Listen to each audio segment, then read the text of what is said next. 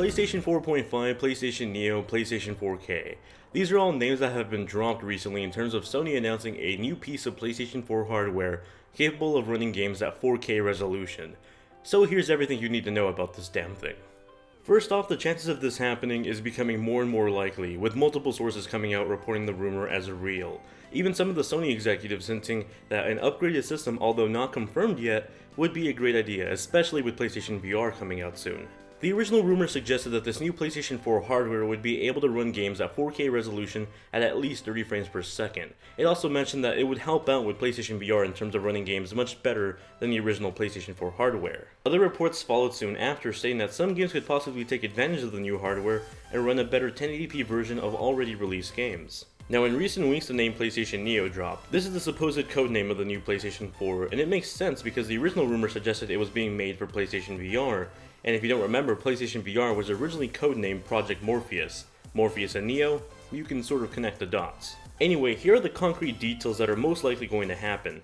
At E3 2016, Sony will announce a new PlayStation 4. This new PlayStation 4 will feature a new CPU running at 2.1 GHz compared to the older 1.6 GHz of the original PlayStation 4. The current PS4 GPU is an AMD GCN with 18 compute units running at 800 MHz.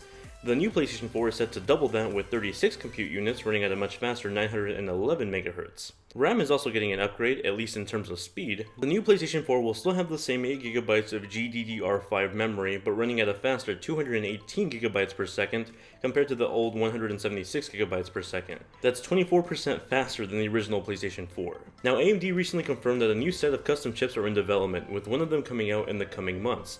Now, knowing that the Nintendo NX isn't coming out until 2017, it's safe to assume that these new chips are for the PlayStation Neo.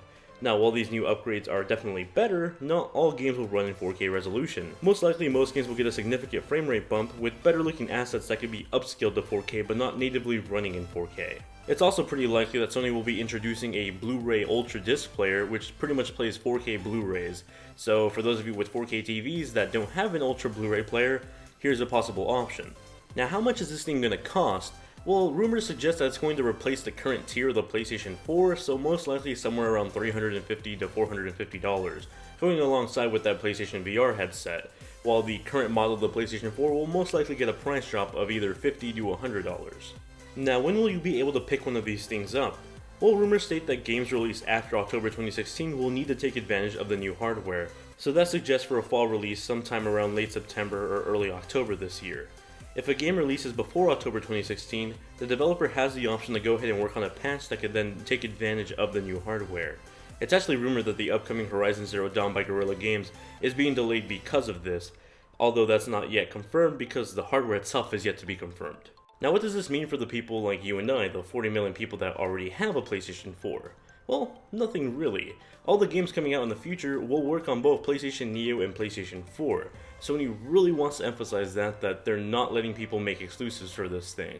Everything that comes out in the future will work on both consoles. The only difference is that it'll run slightly prettier on the newer console, which makes sense, it's an upgraded console. So if you're perfectly fine with the way the games look right now, then just keep your hardware. If you want to play the best possible version of a game, then get the new hardware.